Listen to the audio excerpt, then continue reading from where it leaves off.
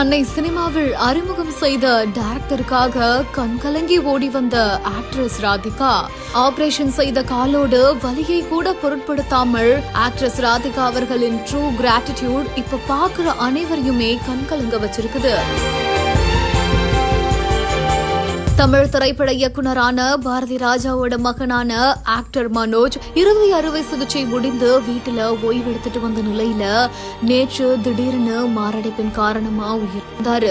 இவ்வளவு குறைந்த வயதிலேயே மனோஜ் மரணம் அடைந்திருக்கிற இந்த ஒரு சம்பவம் திரையுலகினரையே அதிர்ச்சிக்குள்ளாக்கி இருக்குது. இவரோட உடலுக்கு கண்ணீர் மல்க அஞ்சலி செலுத்துவதற்காக ஏராளமான திரையுலக நட்சத்திரங்களும் அரசியல் பிரபலங்களும் மனம் கலங்கி வந்திருக்காங்க. இந்த நிலையில தான் ஆக்ட்ரஸ் ராதிகா அவர்களோட கணவரான ஆக்டர் சரத்குமார் அவர்களோட சேர்ந்து ஆக்டர் மனோஜ் அவர்களோட உடலுக்கு அஞ்சலி செலுத்துவதற்காக சென்னை நீலாங்கரையில் இருக்கக்கூடிய வீட்டுக்கு சென்றிருக்காங்க. ஆக்ட்ரஸ் ராதிகாக்கு இப்போ ரீசெண்டா தான் நீல ஒரு சர்ஜரி நடந்திருக்கு. அதையே அவங்க தன்னோட இன்ஸ்டா பேஜ்லயே ஷேர் பண்ணிருந்தாங்க. கடந்த 2 மாதமா முழங்கால் பிரச்சனையினால கஷ்டப்பட்டுட்டு வந்ததுனால இப்போ அதுக்காக ஒரு ஆபரேஷன் எடுத்து ரெஸ்ட் எடுத்துட்டு வருவதா அவங்க அந்த ஒரு போஸ்ட்ல ஷேர் பண்ணிருந்தாங்க.